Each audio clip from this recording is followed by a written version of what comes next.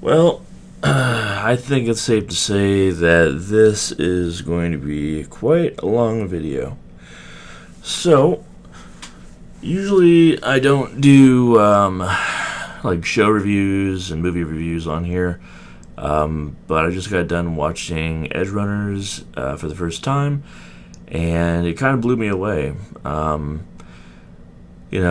I kind of wanted to do like a review of the Halo show, but I didn't want to add more negativity onto this channel. I've already beaten the dead horse that is the Halo franchise more times than I can count. So I wanted to, do a review on something that is actually good, is actually a masterpiece, and is fantastic. And can't really say anything bad about it except how short it was, how short the episodes are. So yeah. This will be the first time we're doing this. Probably going to be a long video, as I said, and kind of jotted down my thoughts because there's just so much that goes into this show that to do this without any kind of notes would be impossible, and I would miss so many different things to talk about. So if you're a fan of Cyberpunk, if you're a fan of the show, we can talk about it here. If you've never seen it, go watch it. I highly recommend it.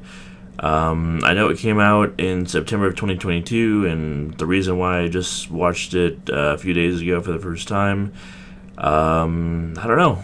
Maybe the animation kind of threw me off. I just never got to it. But I'm glad I did. 10 episodes. Each episode was probably like 22 minutes long, something like that. I wish I could wipe my mind and watch it all over again for the first time because it was amazing. Definitely didn't hit me as hard as Arcane did in terms of sadness and stuff like that. I mean, it's still a sad show, but for some reason, maybe it's because the episodes were longer, or I don't know. I didn't get attached to the characters in this show as much as I did in Arcane. But this is not going to be spoiler free. There's going to be lots of spoilers in here because I'm going to be pretty much talking about the majority of the show. For people who have not watched it, I will say that everything is amazing. The story, the music, the characters, the art design, the whole entire world, everything is phenomenal. Voice acting.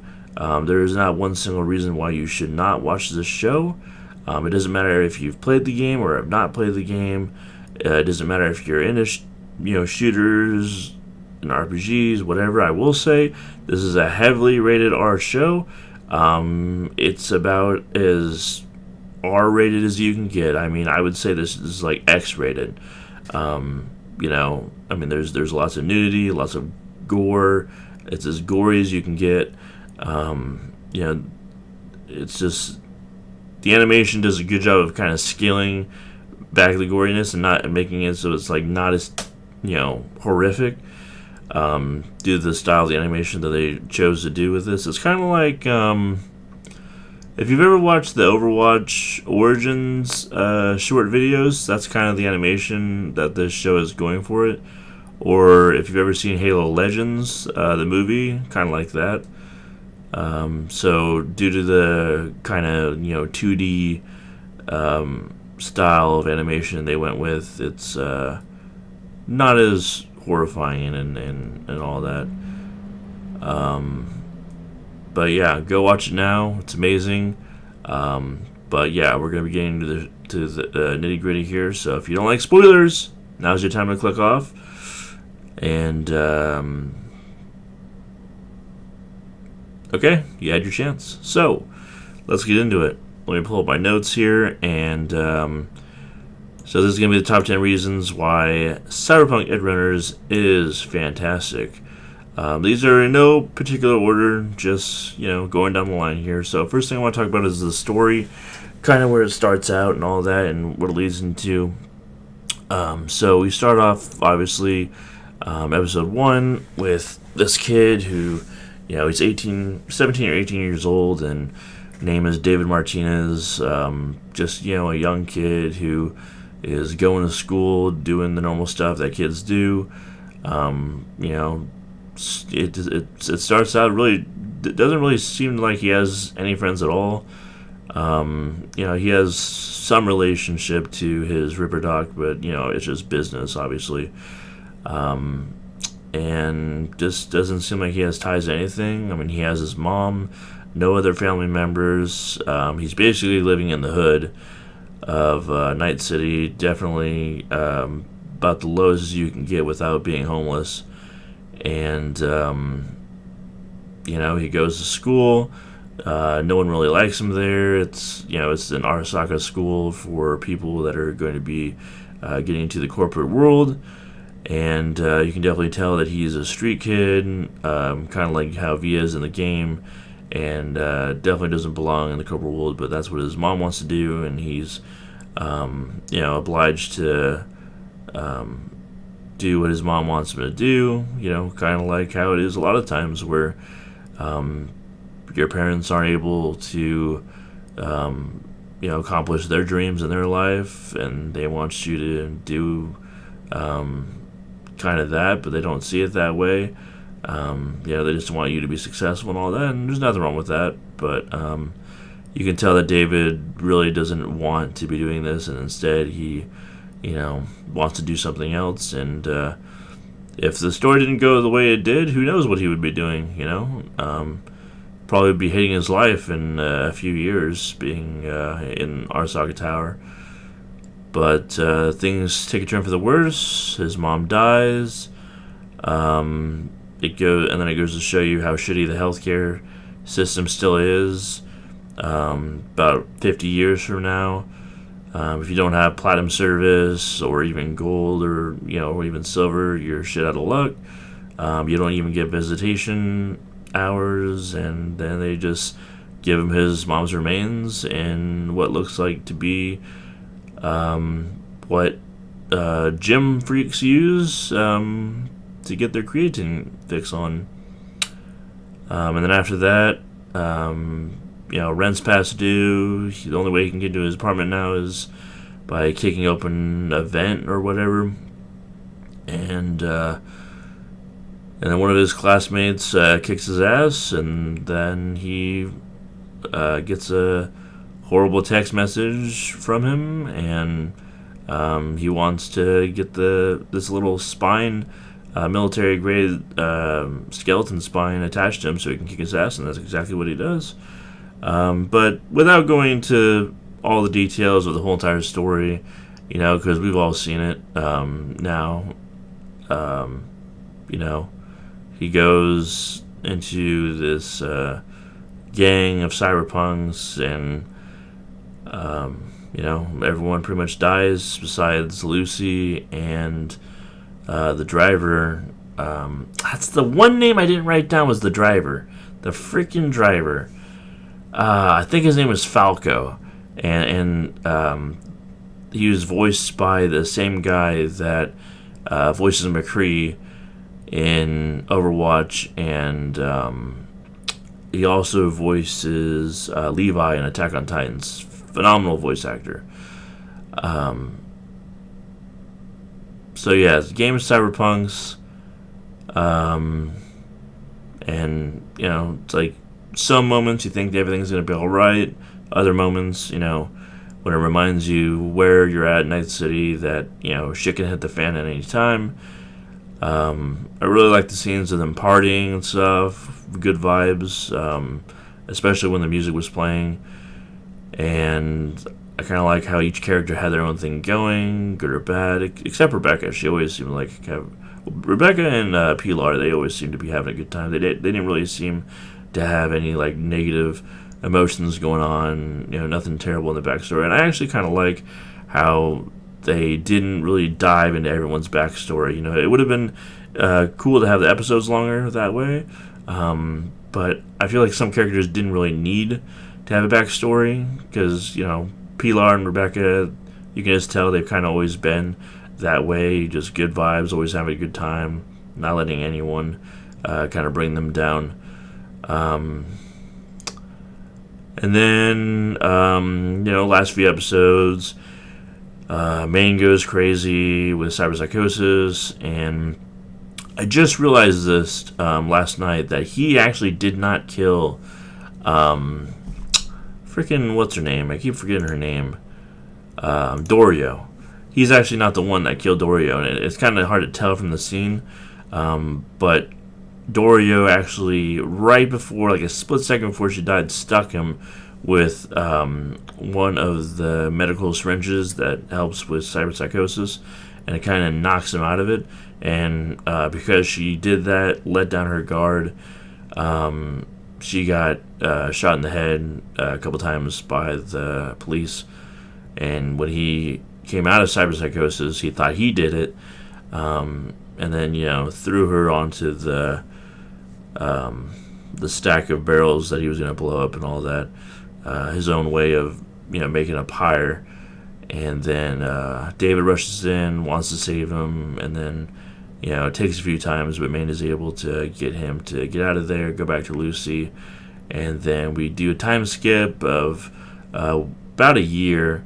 Kind of hard to tell with how bulky he got, but he really went all out with the cyber enhancements. His legs are gone, his arms are gone.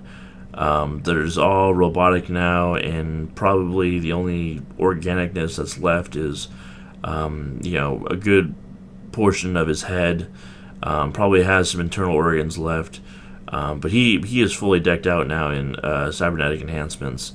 I'd say if I had to give a percentage with how much organicness was left in him at the start of episode 4 or 5 was the time skip, maybe 6. Probably he might have had 80% left, and then once he went into the cyber skeleton suit and became a mech, he probably had like maybe 10% left, if that. Because if he still had his dick, it ripped his dick off. He was literally just a head, no arms, no legs, and he had his chest down to his waist, and that's about it. So after that, he gone full cybernetic and all that stuff. Definitely nothing comparable, not compared to Adam Smasher, but he was getting there.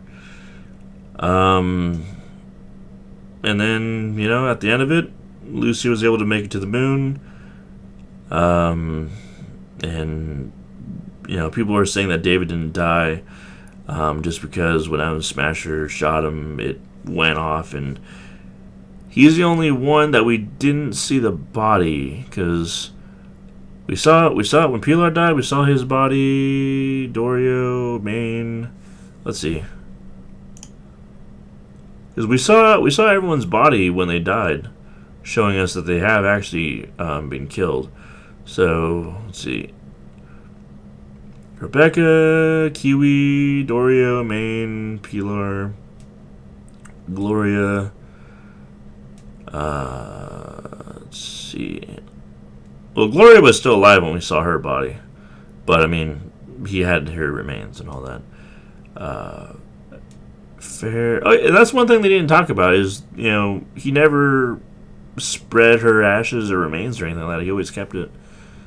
So I wonder if Lucy went and spread her remains, or what she did. Maybe after she went to the moon, she came back and still lived in the same apartment. Who knows? We saw Faraday's body when he died. So yeah, just David was he was technically killed off screen. So who knows? Maybe Adam Smasher will turn him into a construct, or who knows what's going to happen with him. Maybe we'll see in the new Cyberpunk game that they're working on. They are working on a sequel to Cyberpunk 2077. But yeah, the story was just phenomenal. Obviously, I'm not going to talk about everything because it's just too long. But the story was amazing. I love how it lined up with the game. Unlike the Halo show, Cyberpunk Edgerunners really took a page out of the Last of Us show, and they're like, let's just keep it in line with the game. Like, they're making new material. This is a prequel to the game. This is 1 year before V's story starts up. And it really lines up with the show going forward. We get to be taken to the same areas that we get to explore in the game. For example, the Afterlife bar or whatever it was called. We get to go there. Just different areas. If you've driven around Night City, like when you go to a certain area, oh, it's like I've been there or I've been there, But the only place I can really think of, you get to go to Arstotzka Tower. You're in there in the show for a little bit.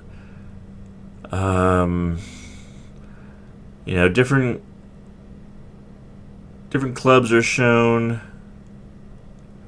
Trying to think of all the scenes. You get to get a shot of the metro inside that because now you can, if you don't want to fast travel in the game, they updated it to where you can go onto the metro and be driven around there. But yeah, that's all I can think of. But there's probably other areas I'm not thinking of. There's a lot of different scenes in the show. Even though each episode is only 20 minutes long, there's a lot of different areas. The transitions in the show are quick, they're fast. The scenes are quick and fast.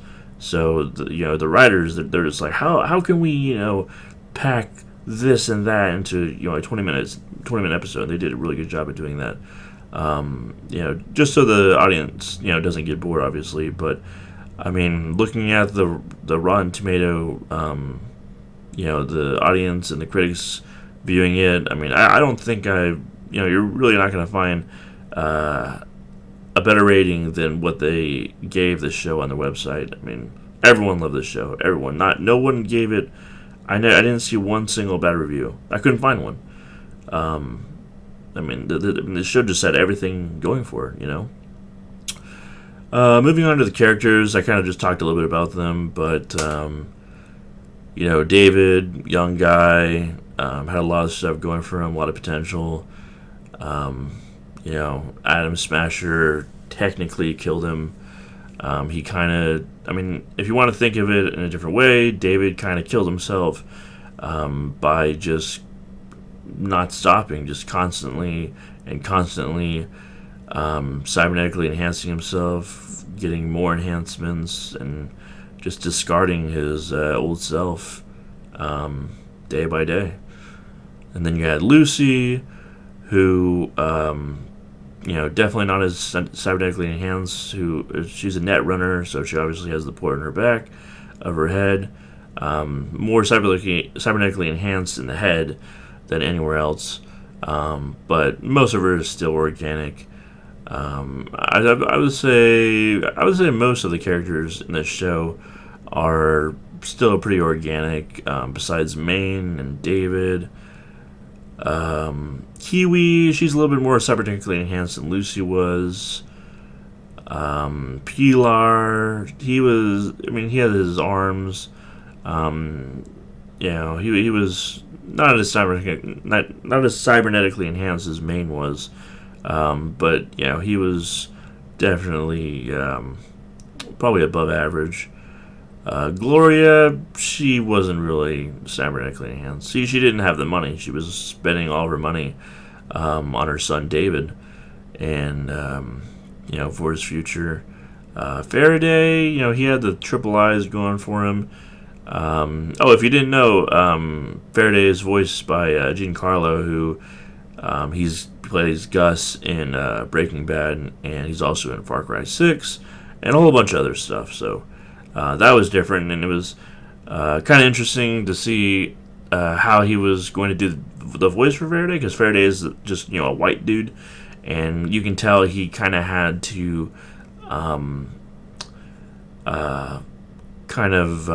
what do you want to call it? Stretch his voice, kind of edit his voice as he goes, because he has like a Hispanic accent, and he's playing a white dude, and he kind of had to do his own thing on it. So he did a fantastic job in that. Ripper Doc was pretty cybernetically enhanced, but the one thing about the Ripper Doc is he understood the consequences of giving yourself too many enhancements. The Arasaka duo, I think for the most part, it was just their eyes. And then obviously Adam Smasher, he's, a cyborg basically. But, Lucy, she was one of the few characters. And Falco, he wasn't really too cybernetically enhanced. I think just his arm.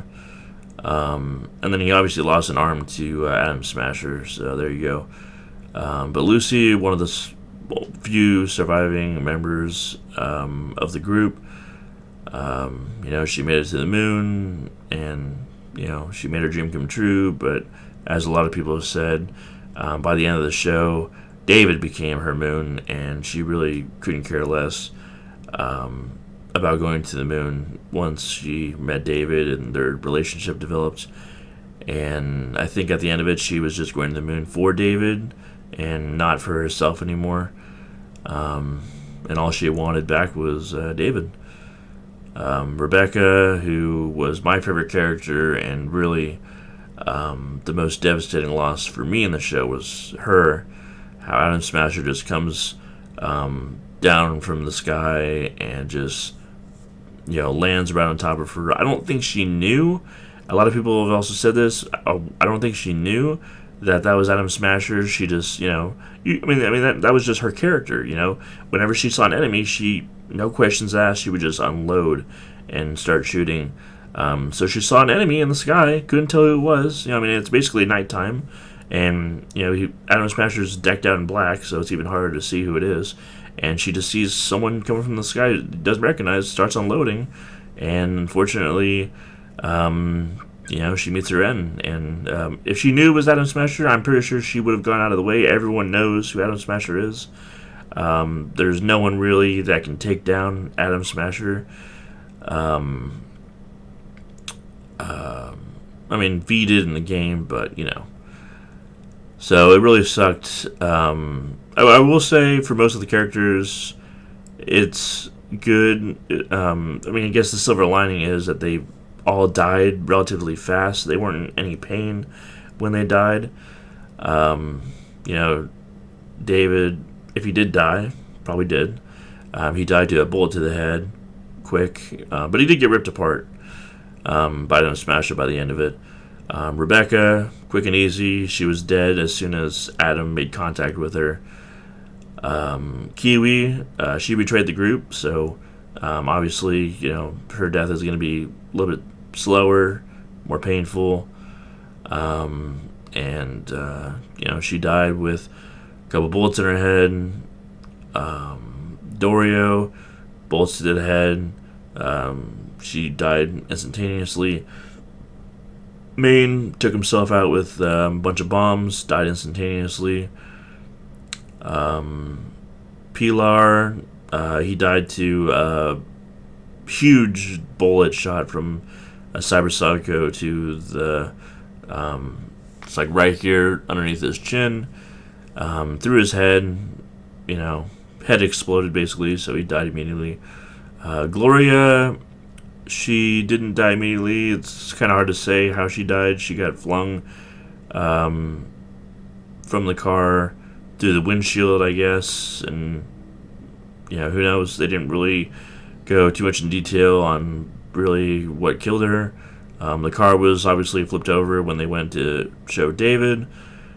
Faraday, his death was very painful, as it should be, with David using the gravity force from his mech to smash him to the ground, ripping his leg off, and seriously hurting him. And then the medic team got there, but because Adam Smasher shot a missile at David and it hit, it's hard to tell. I went back and I tried to watch the scene over and over again. I couldn't really tell what the missile hit. I guess, it exploded right on David, it looks like, but it also killed the medic team, and it sent Faraday flying, 50 floors down, and he just exploded onto the pavement. And I think it was kind of funny because of all the eyeballs that he had, that you can actually see when the eyeballs stop moving, the barcode on the back of them, or the UPC. And then the Ripper Doc is still alive. David almost killed him, almost choked him out. Arasaka Duo, I think both of them are still alive. And obviously Adam in the show is still alive. So, a lot of tragic deaths.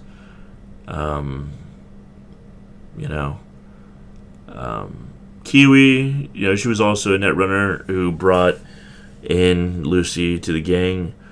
Kind of sucks that she betrayed the group for whatever reason. But, it is what it is. Dorio, didn't get too much of her. She was just, always with Maine. Basically, Maine and her were together. And, she was strong. They really didn't give us too much information on her, to be honest with you. Maine, he was kind of like David in the end. I mean, he was kind of his role model. A lot of people would say that he was more of a father figure to him. David looked up to him. After he died, David did exactly what Maine did and cybernetically enhanced himself, which, of course, increased the cyberpsychosis. What do you want to call it?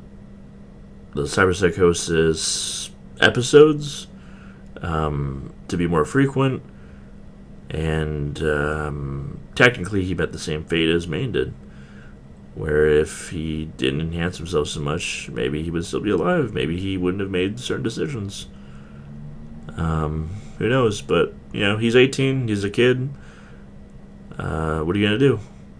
And I really like PLR. They made PLR this, goofy guy who, was always having a good time. Kind of was sexually assaulting women within the gang here and there.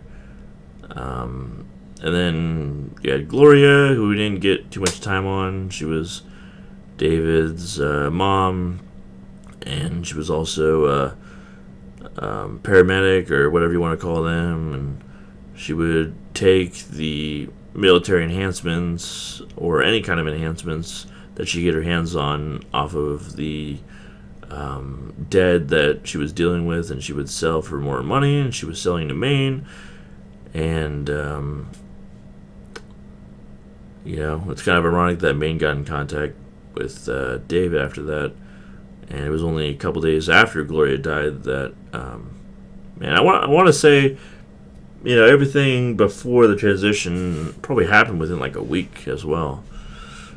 And then Faraday, very good villain. Start out in the show as a fixer, and if you don't know who fixers are, they are the people that you get missions and side missions from in the game. And he wanted to climb the ladder, and he would do anything in his power to do it. One of the dude from the Arasaka Duo came in contact with him, offered him a bunch of money and a bunch of promises if he would betray the group, and he did that, no problem, didn't even think about it. And he met his end, and we were all happy for that. Ripper Doc was really cool. I liked the Jamaican accent they gave him, and they made him creepy and all this stuff. Always, he did overprice a lot of his stuff, but he gave, whenever David needed enhancements, he was the guy to go to, and he always delivered. And I think in a little tiny way he did care about David, and he was tired of seeing so many people just get addicted to cybernetically enhancing themselves and dying to being taken over by cyber psychosis. And he wanted David to maybe be different, but David wouldn't listen, and it is what it is. Then you have the Arasaka duo. They were just like a representation of what the company Arasaka is. They don't care about anybody. It's all business. They'll do whatever it takes to, remain on top and all that. And then last but not least, we got Adam Smasher, who is as terrifying in the show as he is in the game. I do believe it is the same guy voicing him in the show as it is in the game. By the way, I do know that there is a sub to this because it is a anime. But I've always kind of just watched English dub. I don't know. A lot of people, even the people that do, always say to go for the sub. They said this is probably the best English dub they've ever heard from anime besides Attack on Titan. And Adam Smasher, it's just a year difference, so he's looking the same as he does in the game. And yeah, not much to say about him. He's evil, crazy monster guy, and some would say that him and David aren't really too far apart. If David wouldn't have died and he would have made it to his 20s, 30s, who knows? Maybe he would look like Adam Smasher by the end of it. It didn't seem like he was slowing down at all, and but after making it to Arasaka Tower, and maybe if he lived through it, who knows? Maybe he would have downgraded and tried to go back to how he used to be. But those are the characters in the show. They're phenomenal. Each one of them had their role to play, and obviously my favorite one, like I said, is Rebecca. Just because, probably her voice actor just sold the shit out of her character. Just having a good time, yelling, screaming, very sincere character as well.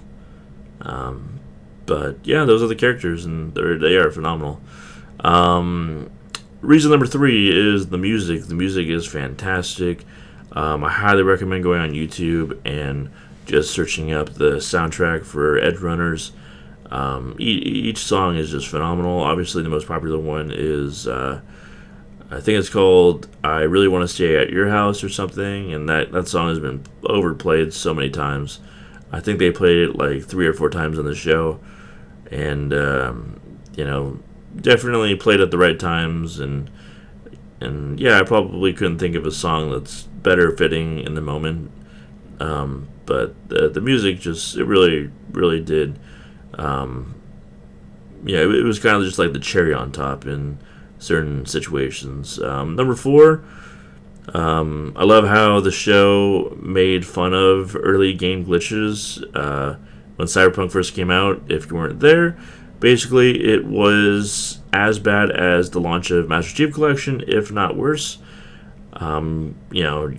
When you were driving in a car, you would go into the map. Everyone was T-posing.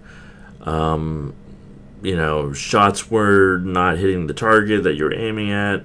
The list goes on and on. Basically, the ones that I can remember that they showed in the show, there's a scene where right before Maine and Dorio die, I think Maine makes a comment after them killing a lot of cops, how they just keep coming, and that was one of the glitches in Cyberpunk was, whenever you did something illegal or whatever and cops were after you, you would kill like 10, 20, 30 of them, and they would just, keep spawning no matter what. It wouldn't matter how many you killed, it was just nonstop. And then in the show, when David gets into the car, I think it was the first, it was like a test. Maine was testing him with his first mission, where they had to get into this guy's car, who I think he was part of Arasaka or something, and the only way to get out of there was to drive the car. And obviously, David, coming from the household that he did, never drove, never had a car, and it was his first time doing it. But because he had the spinal cord enhancement, the Sandevistan, I think it was called, he was able to do some crazy shit in a car. He did like a side wheelie with it. He jumped the barrier on the highway, not once but twice. And the car physics kind of were making fun of how they were in the game, with them just glitching around everywhere, flipping over, and I mean, pretty much anything you can think of. That's what the cars were doing in the game. And then with Rebecca, she always had a gun in her hand, and it was funny how, or it was just funny certain shots where, even when we were in like episode 9, when David gets into the cyber skeleton, and there's the Militech, and I don't know if Arasaka was still there. I think it was mainly Militech. They were trying to take David down. They were shooting him with all these bullets and missiles and tank shots, and none of them were hitting him. And even when cops would find the gang and just unload on them, there'd be a few seconds where a couple characters would be standing there and none of the shots would be hitting them. So I think that was the show kind of making fun of how basically all the guns in the game were kind of useless when the game first launched. And then moving on to number 5, love the action, love the gore in the show. I mean, it rivals Gears of War in terms of gore. I mean, we have heads exploding, body parts flying off, people are getting split in half underneath cars. I mean, in the first scene of the show, when we see the first Cyber Psycho, and that's the dude that has the same spinal enhancement. That's where David gets his enhancement from, because Gloria is there on scene after the fight broke out between the Cyber Psycho and the cops, and she gets the spine off the dead body, obviously cleans it, sanitizes it, and then hides it in her jacket. And then after she dies, David gets the jacket from his dead mom and finds it in there, and he was going to sell it, and obviously puts it on and everything.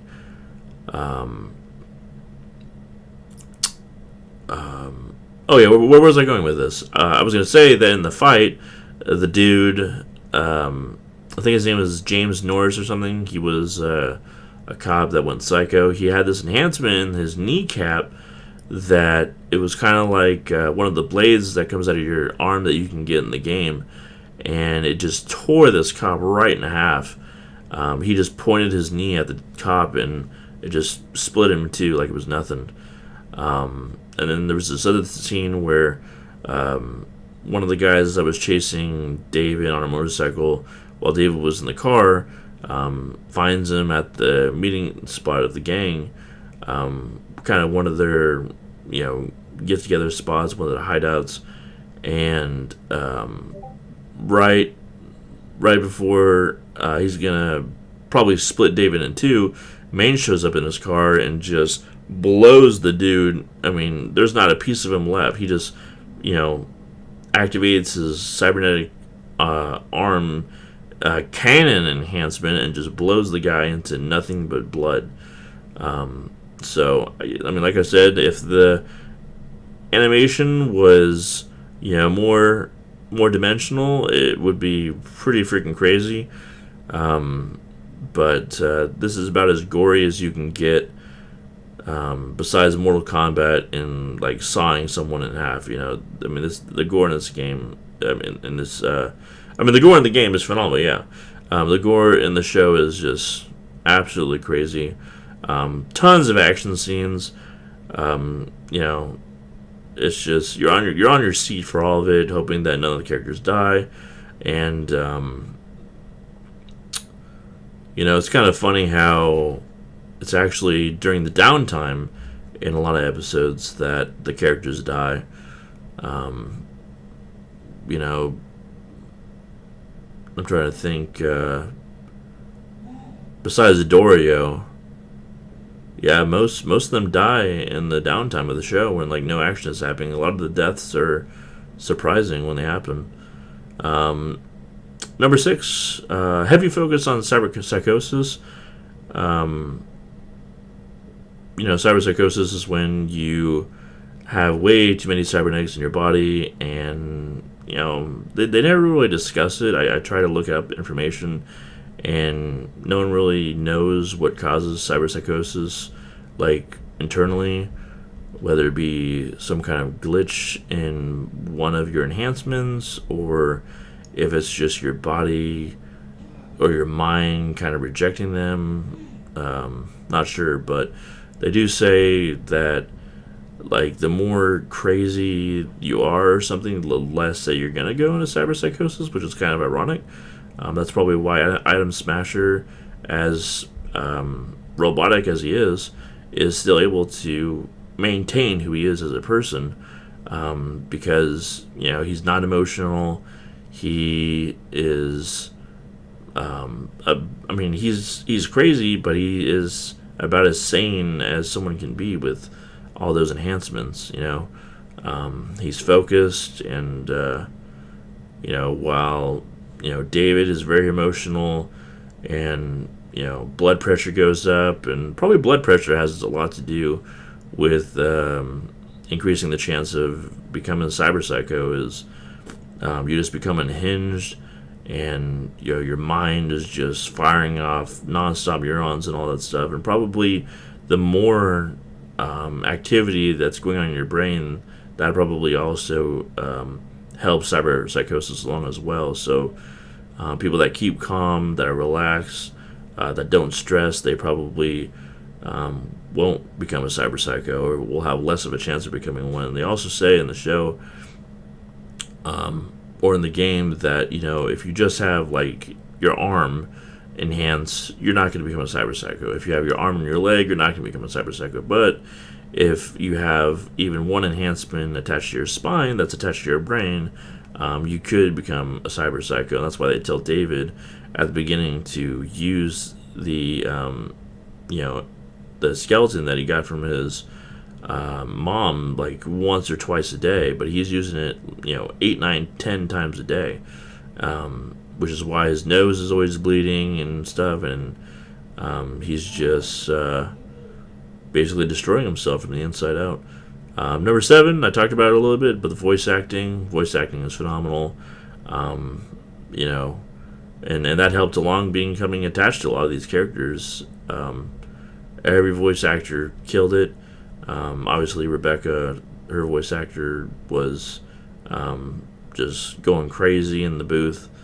But they all did a fantastic job. I was never bored with any character. That's all I got to say about that.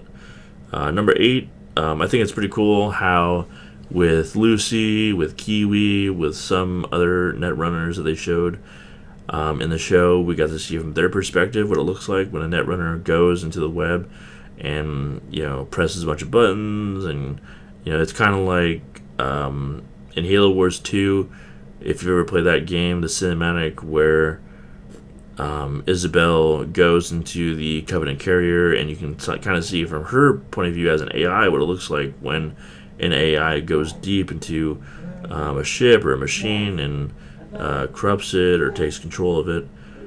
And that's how it is in this show. When someone's a net running, you can see how they're naked or whatever, and they're just in the web and doing their thing. And I like the process of the show. How they showed in the game, but in the show how you feel about it with eyes. You get naked and all that stuff, because Netrunners basically are like computers, where if you don't have fans in them, if you don't have some way of cooling them off, they're going to overheat and possibly die. I don't know. So that was really cool as well. One thing I want to talk about, the heavy focus on cyberpsychosis. I think it really ties in well, and a lot of people can relate that have anxiety, that are depressed. Maybe they've had family members that have had dementia, Alzheimer's, or whatever. Because cyberpsychosis, in a lot of ways, is similar to those things. Where, especially with from Maine's point of view, when he's turning into a cyberpsycho, he's not even aware. He's not even there. It's almost like the cyber enhancements are taking control of his body and making it do whatever, And from his point of view, he's in the past, in the desert. It looks like, and the mind just goes wherever. It kind of reminds me of the movie. I can't remember what the movie is called, but it's where at the end of the movie, the AI that this guy's been with, basically the AI made it to where he didn't have to be in a wheelchair anymore, and he could walk around and all this stuff as long as he had the AI attached to his spine. And by the end of the movie, the AI takes over his body and control, and the dude is just in La La Land, in dreams or whatever, and he doesn't know that he isn't in a dream. That's basically the gist of it. Number 9, cybernetic capabilities. I think it was really cool how we got to see pretty much anything and everything that could be attached to someone. As gory as it was cool to see the process of David laying down in the chair, the Ripper Dog taking a scalpel, basically splitting his back open and putting the skeleton on, taking his lungs out, putting new artificial lungs in so he can have higher stamina, and after the 1 year time skip, you get to see his legs open, his arms open, all these cords going in and out of them, and it was really cool to see the process of it all, and how you could have like cannons in your arm, you could have extra eyes, you can have an eyeball in the back of your head, so you could see behind you. There was definitely no limits. Basically anything that you could do in the game, they basically showed it in the show. Some people went crazy, and they would have, like, instead of eyes, they would have like kind of like how Cyclops had the eye beam in the X-Men or whatever. It was kind of like that. They had that instead of eyes. Let's see here. Number 10, Night City portrayal, atmosphere, environment. You just, especially at nighttime, you really got to just see how horrible and how cruel, evil the city is. The whole entire city is just one big, gang war. Militech versus Arasaka, just fixers looking for mercenaries. I mean, the city is just full of mercenaries. There's guns going off every single day. I mean, I don't know how many people live in Night City. I don't know how big Night City is. Obviously, in the game, there's a lot of missions where you get to go out to the desert, into the nomad land. And as you're driving back into the city definitely doesn't look as big as it feels when you're in the city. But I like how, for most of the show, we're in Night City, especially at the end of it, where it ends in basically Times Square at Arasaka Tower, and it just gives you the feel how, as long as you're in Night City, nothing good is gonna happen. You're gonna either become the villain or you're gonna die a hero type thing. It definitely kind of reminds me of Gotham from Batman. But basically, my closing thoughts on this. I've said it again, I'll say it again. The show is fantastic. It's awesome. 10 out of 10. It's a masterpiece. They did a ridiculous job on it. I like the. If you haven't played Cyberpunk in a while, they did add some Easter eggs into the game from the show. For example, there's a mission called Stay at Your House, where it's kind of. It kind of showed the relationship of David and Lucy when they were together. There was a bunch of scenes at nighttime with them hanging out. So, you can hang out with Pan Am, you can hang out with whoever you want. And probably that mission is also a testament to the song, I Really Want to Stay at Your House. You can also get David's jacket in the game, which is cool. You can get Lucy's necklace, you can get Rebecca's gun, you can go to Rebecca's apartment that she lived at with her brother Pilar.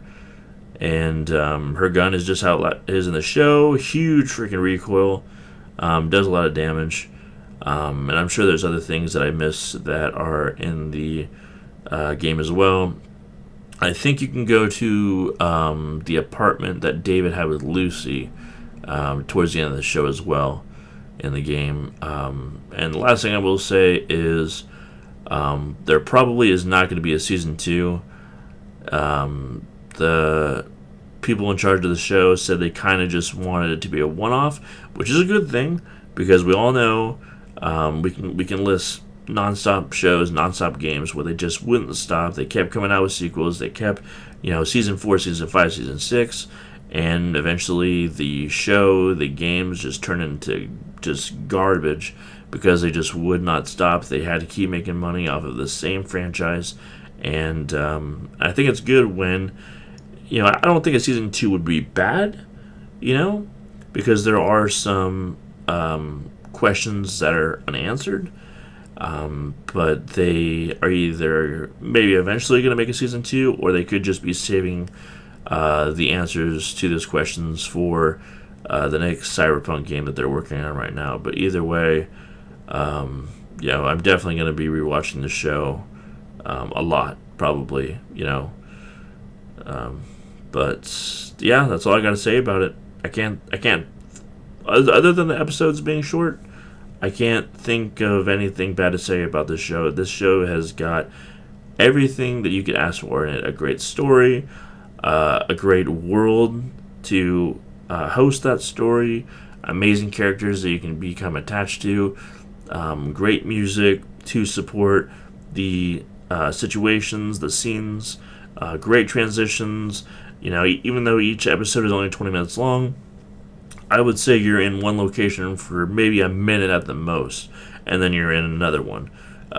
You're probably in, 10 to 15 different locations per episode. And I think it's awesome how they really dive into some things that they don't dive into much in the game, like cyberpsychosis, and you get to see from a Edgerunners perspective, and we get to see even more of how crazy someone can be with, all these different cybernetic enhancements. But that's going to be it. I hope you've enjoyed this review. Comment down below. We can have a discussion about the show. And that's going to be it. And maybe I'll do a review of the Halo show later on. Who knows? But yeah, I'll catch you on the flip side. Peace.